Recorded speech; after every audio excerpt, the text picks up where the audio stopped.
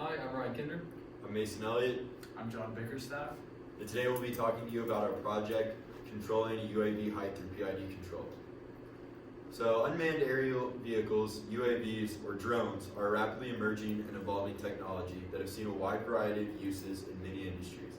One such application is for photography and videography, which you can see behind me.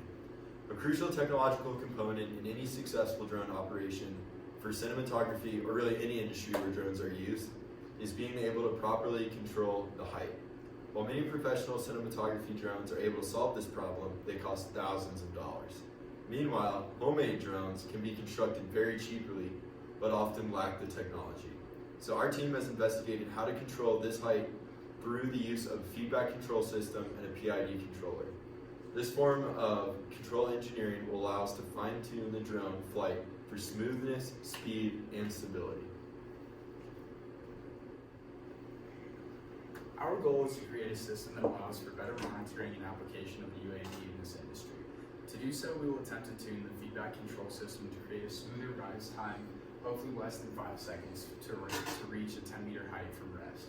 Another goal we have is to minimize the percent of overshoot in the system to less than 10%. Also, our final goal is to minimize the steady state error to a maximum of 15 centimeters.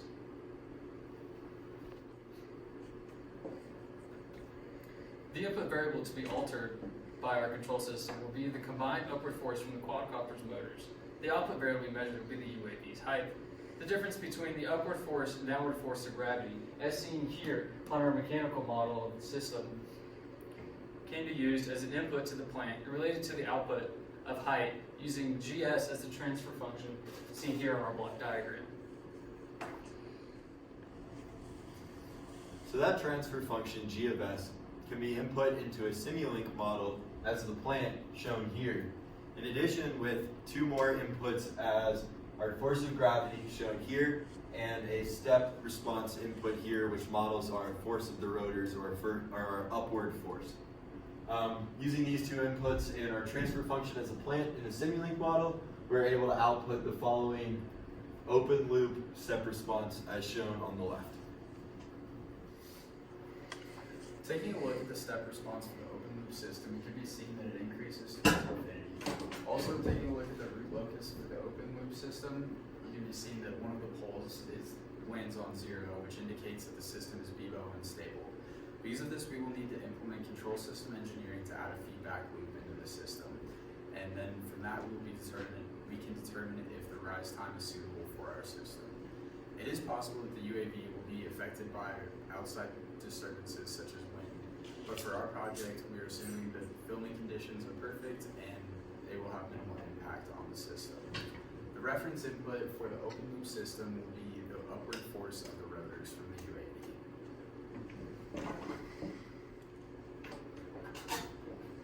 In our system design, we decided to use a full PID control.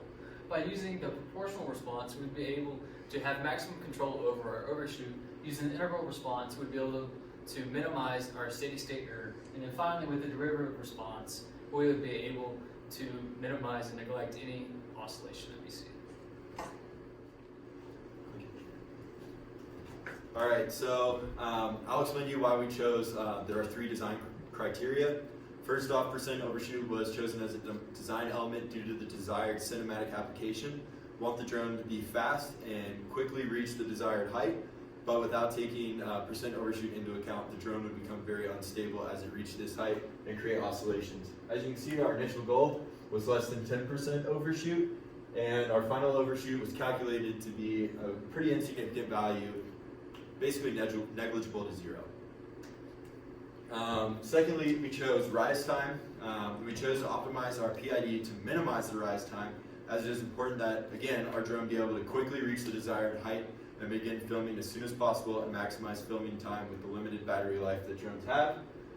As you can see here again, we had an initial goal of 5 seconds to reach our 10-meter height, and our calculated final rise time is 2.58 seconds to reach that desired height. Lastly, we chose to optimize steady state error because we wanted our users to have the accuracy to be able to input a specific height and then actually achieve that desired height in order to get the perfect camera shot.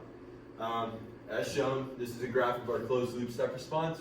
We had an initial goal of 10 centimeters or less, and again, we had a calculated max error in our system found to be about 5 centimeters.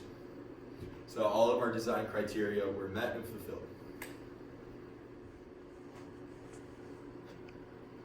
Now, in order to verify whether our system was meeting our objectives or not, we first had to find the theoretical values for percent overshoot and rise time.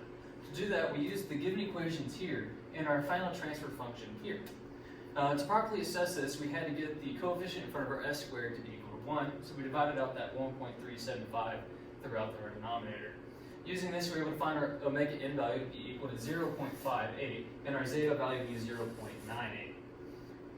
Now, using those values we found, we can plug into our rise time equation here to get a theoretical value of 2.58 seconds. And using our percent overshoot equation here, we can find a theoretical value to be 1.9 times 10 to the negative fifth percent.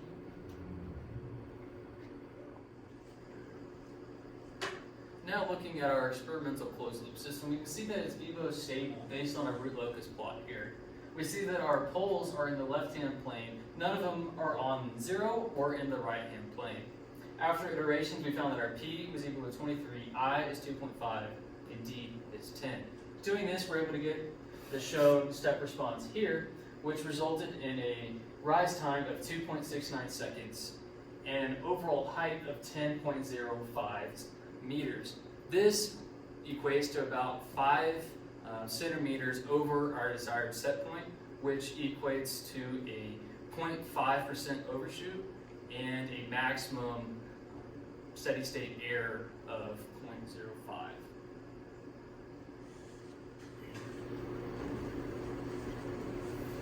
In our closed loop system, we found the gain margin to be infinite because the phase diagram does not cross 180 degrees.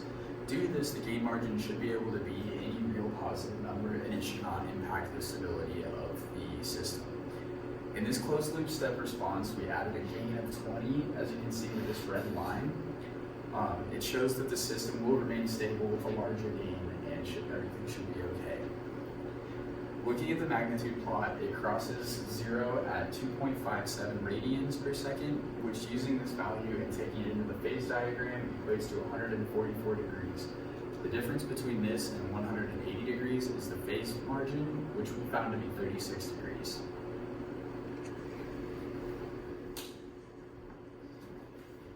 So during our report, all videos, graphics, and other photos were cited with links below. Here's some additional resources we used in order to create this presentation. We hope you enjoyed it, and thanks for attending our TED Talk.